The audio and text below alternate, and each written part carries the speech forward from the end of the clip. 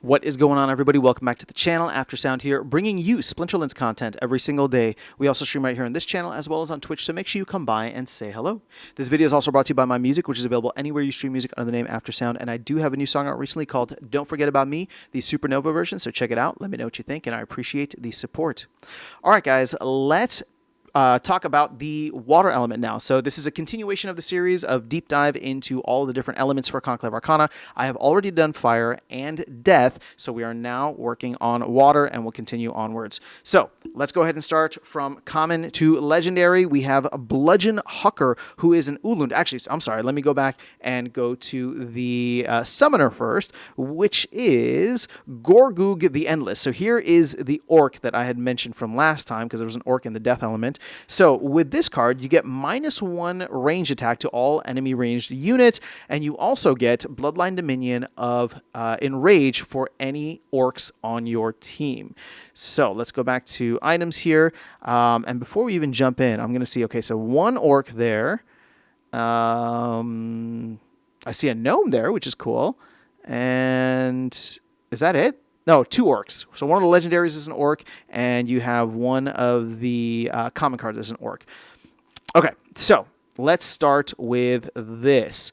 So with Bludgeon Hucker, 5 mana, 3 range damage, 1 armor, 6 health, 3 speed. This is an Ulund, which will probably go to, I believe it's the Life Summoner. Now you get Snipe, you get Slow, and you get Protect. I like any cards that have Protect. Protect is always a huge, huge benefit, especially if you don't have summoners like Kelia around this time around, or someone like, well, actually, you wouldn't even have Lux Vega in modern format anyway. So Protect is always, I think, going to be clutch. Now, you don't get this until, well, at level 8, which would be technically be gold level, but we'll say, you know, you pretty much need to get this max to get that 3rd damage and make it worthwhile, in my opinion. So decent overall support unit. For 5 mana, you get a decent attack as well. I think I can see a lot of use case for this one, especially in odds. Or odd ones out is the rule set for odd mana. All right, here's our orc. Now, the thing is, Enrage is beneficial for this card in the sense that it will increase the speed, but it does not increase the damage because it's not a melee card. So this is 7 mana, 3 range damage, 2 armor, 8 health, 2 speed. So not very fast to begin with, which is kind of disappointing. Now, this card can attack from up front, so that's cool. Slow is a nice, nice support ability. You have Pain Forge, which 1 power, so +1 power when damaged by poison or burning or hit by an ally, and then Shield. I do like the Shield because I think this is a card that could actually be used well in non-magic battles, however often that happens. But, you know, 7 mana for 3 damage, I don't know. I'm not really feeling this card. And the synergy on the Bloodline is not that great because it's not melee. All right, let's go to Tidal Tsunamist now. This is 5 mana. It is a 4 damage. Oh, see, I already like that ratio. 7 health, 4 speed. You have multiple great synergies here. So you got Sneak. So this is fantastic as a sneak card. It's doing 4 damage to the back line. You have Repair, which is fantastic for the other card that has Protect. And you have Fury. And what I like about this, even though there's no force field in modern format right now, you know, it's only at 4 damage. So you're able to do a decent amount of damage to your opponent. So I like this card a lot. I mean, any kind of like sneak strategy is fantastic, and I think this card goes well with just Water's sneak strategy in general. There's a lot of 3 mana super fast sneak cards. This is a 5 mana, not super fast, but has a little bit more power, as well as some support abilities like Repair that I think could come in really handy. All right, and the last one for commons is Stampeding Calf, which is another Ulund. So we have 2 Ulunds here. 3 mana, 3 damage, love it already. 6 health, 3 speed. This thing can attack from anywhere with Charge. It also has Weaken, so good support ability, and Deflect, meaning that in case there is thorns or whatever, this card is not going to be affected. I like this card a lot. 3 mana, 3 damage. I mean, there's a lot of stuff that you can already do from the back line for water in terms of melee. Now, what sucks is that these cards are not orcs. It would be fantastic if they were orcs because they're fantastic melee cards and they would benefit so greatly from being enraged. But that is not the case. All right, Runic Skychonk. This is another Ulun. So we've had 3 Uluns so far, I think, if I'm counting correctly. 5 mana, 3 magic damage, 5 armor, 5 health, 2 speed. Now, this card does have Reckless, so for the other cards that have Pain Forge, this will be beneficial. This has Armored Strike, which is great because you can do essentially 5 additional melee damage, and yet another Protect. So make that 7 melee damage. Hell, make that 9 melee damage if you pair it with the other card. So, love this. This is technically a dual attack if you are able to get a rule set or if you put it up front. 5 mana is not bad for the amount of attack that it can do, so I actually really like this card a lot. Skychonk is the right name. So Aerial Shield Maiden. Now let's see what we got here. So 8 mana, 4 damage, 4 armor, 8 speed. 8 health, 3 speed. This is flying. It does have opportunity as well as Armored Strike. So yet another card, interestingly enough, with Armored Strike. And with opportunity, you're essentially doing a dual attack. I really like this. This is 8 damage for 8 mana. Pretty good, in my opinion. And it's all opportunity, which is great. Dual attack on opportunity. All right, Water Diviner. Now, here is a gnome. Now, this one is 2 mana, 3 magic damage, and we'll get into why in a second. 1 armor, 6 health, 4 speed. It has Electrified, so it will deal 1 damage to all of your units every turn. And then it has Opportunity. It's decently fast, so I think I like it. And then Stun. It's not super fast. I mean, 4 mana is like faster than the average. 3 is where I put the average, right? But it is going to do damage to your own team. But I do like the fact that you get 3 damage for 2 mana. These are the cards that I want to get knocked out first, right? So 6 health is actually a decent amount of health. Let's say it's like an opportunity battle where you would want him to come in, maybe get a shot off, and then die the first round. 6 health is actually a decent meat shield, and they'd have to work through that.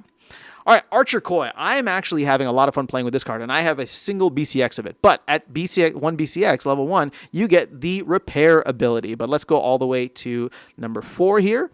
To max level. So 4 mana, 3 range damage, 1 armor, 6 health, 2 speed. Fantastic support card, in my opinion, because you have a repair, and think of all the protects that are out there, including the armor that he has, so he'll be able to at least protect himself every turn. You got Pain Forge, which is a good, this is essentially a good support ability, right? So essentially gets boosted anytime someone with Reckless is nearby, and then Fury. So lots of Fury I'm seeing here, but not too many taunts so far. So who's the one? Okay, so Electrified. I think Electrified would do that to Archer Koi, and then you have Reckless here near Archer Koi. So that could be interesting. I mean, that's a good synergy right there, Archer Koi with Runic Skychonk, right? Because you got somebody to repair. They benefit off of each other. There's a lot that you can do. All right, we already talked about Gorgug, so let's move to the epics now. Abyssal Elemental. So here's one of the new abilities, but let's actually cover the card first. So 6 mana, 3 magic damage, 3 armor, 6 health, 3 speed. You have Resurgence, so self-resurrects once per battle. All magic debuffs are removed. All magic debuffs are applied. Skips turn and deals 1 physical damage to all units. And you have Blast. So interesting. It's a quite a powerful epic card. I wonder if this is also beneficial for Pain Forge. So that might be something that will be, that could be helpful as well. So I like it. I think that this synergizes well. 6 mana, 3 damage is not bad. Let's see here. Wow. 1, 2, 3, 4 Uluns in the water element. So these are all going to synergize well with the life summoner, I think. All right, so we have Warwall Juggernaut, 9 mana, 4 damage, 5 armor, 12 health. So this is a meaty dude. 3 speed. You got Reach. You have Armored Strike. You have Pain Forge, and you have Amplify. I like this card a lot. It can do a hell of a lot of damage. And let's see, with Pain Forge +1 power when damaged by poison, burning, or hit by an ally. And so if we go and just take a look here at what are some of the other cards here that could benefit it. So you have Reckless, for example. You can pair this like right behind it, for example. So you get Protect. It benefits. I mean, both of them have Armored Strike, right? So you're able to put him in the reach position. You're able to put them in maybe like the third position. You put Archer Koi in the other position. And now, I mean, you're off to the races. And that's what? 4, 9, 18 mana, right? Plus Gorgug. And yeah, I like that combo a lot. I think we're going to see a lot of that. All right, now we get to our Orc. Oh my gosh, is this for real? So there's 2 Orcs here that get Enrage, and neither of them are melee. That's actually kind of disappointing. Excuse me. All right, so let's see. 8 mana, 2 damage, magic, 1 armor, 12 health, 3 speed. I'm already not liking this card. This is a legendary, keep in mind. You get Taunt, so draws all the attacks. Bloodline Tribute, so he does benefit other orcs, but there's only one other orc in the water element. Again, we'll come back and do a second round of videos with the Bloodline synergies. You got Painforge here, so that's beneficial-ish, yeah? And then you have Expose, which is one of the newer abilities. I gotta say, this is one of the more disappointing legendaries I've seen. I mean, maybe it's good for, if you're, like, Bloodline Tribute, if that's what you're trying to do, and you can get a lot, to the orcs out there, but I don't know. 8 mana is also kind of expensive. Just being honest. All right, and then we'll check the last one, Jikarilla the Rhyme. Now, we have seen this card already. I think they made some changes to it, so let's see. So, you get 7 mana, 2 magic damage, 1 armor, 9 health, 1 speed, so relatively slow, but this does look like a fantastic support unit. It is human. You get Cleanse in the rear guard, so the last position. You get Tank Heal, you get Phase Ward, and you get Echo. So, yes, this card is still quite powerful. Obviously, they changed the Cleanse to the rear guard, but any kind of tank heal, which we have not seen very much across the first 3 elements, tank heal is going to be fantastic. Phase Ward is great as well. I mean, you can give it to a fast unit on your team, and it works well in the sense of, like, she's also a magic damage or magic unit herself, meaning that for any kind of magic-only battles, these pair all really well with one another. And then Echo means you're able to heal twice, you're able to cleanse twice. I think that this card is going to be quite popular, actually.